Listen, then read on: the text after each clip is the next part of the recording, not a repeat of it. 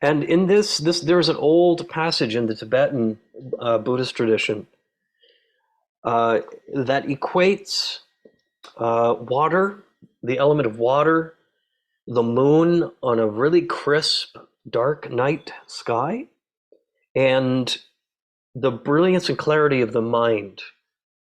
I've seen this text expressed in many different ways, and how Khenpo Sherab Zhangpo, how he describes it as such: 1,000 rivers have 1,000 reflections of the moon, while the moon in the sky is the very same moon. Its reflection in different rivers will vary. The brilliance and clarity of the moon's reflection depends on the state of the river. The mind of the Dharma is like a brilliant moon in the sky, and the mental quality of the practitioner is like the river. The stiller and the purer the student's mind is, the brighter and clearer the moon's reflection in it will become. The murkier and the more turbulent the mind is, the more fragmented and obscured the moon's reflection, the more fragmented and obscured the moon's reflection will be. As long as there is water in the river, there will always be a reflection of the moon, regardless of whether the water is clear or murky. Therefore, you should not think that you are the only one who is connected to Dharma through the water and the reflection.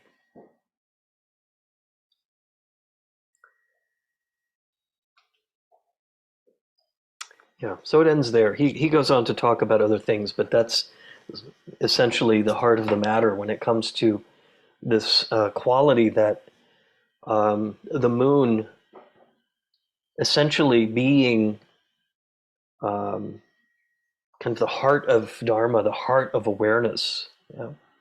And the reflection is really that which in which you can see the state of the mind.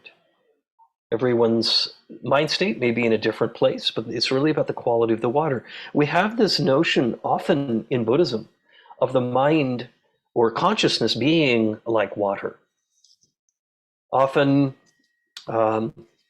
if you put a pot of water on the stove and you turn up the flame, the water begins to heat, steam comes off of it. This is equated with our minds when we're really agitated or angry.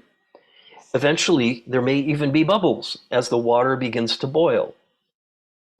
And the interesting thing is we forget that although the steam makes it hard to see the water, the nature of the water itself is still clear.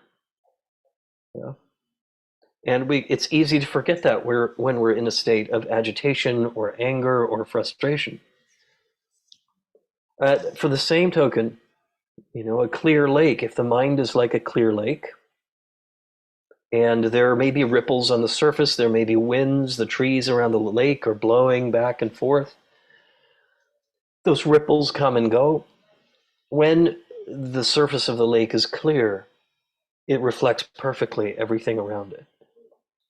But even when the surface of the lake is ripples and the shapes become distorted, the water down at the bottom of this lake, where the water is still, remains clear and sweet. And so meditation practice is very much like cultivating this amazing, miraculous body of water that we call mind, and recognizing not just what's wrong with it, but what is so right about it. And it may not be obvious, yeah? But when we turn the temperature down and the water that has been boiling settles, we see how clear it is. When the ripples settle on the surface of the lake, how reflective that mind is.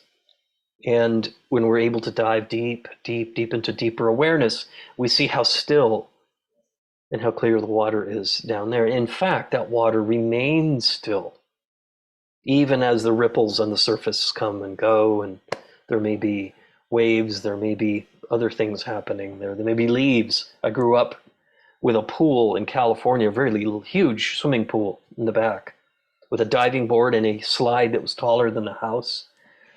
Yes, I was the one who cleaned the pool every other day with the net. And sometimes I haven't made this connection before, but meditation can feel like cleaning the pool. Anyway,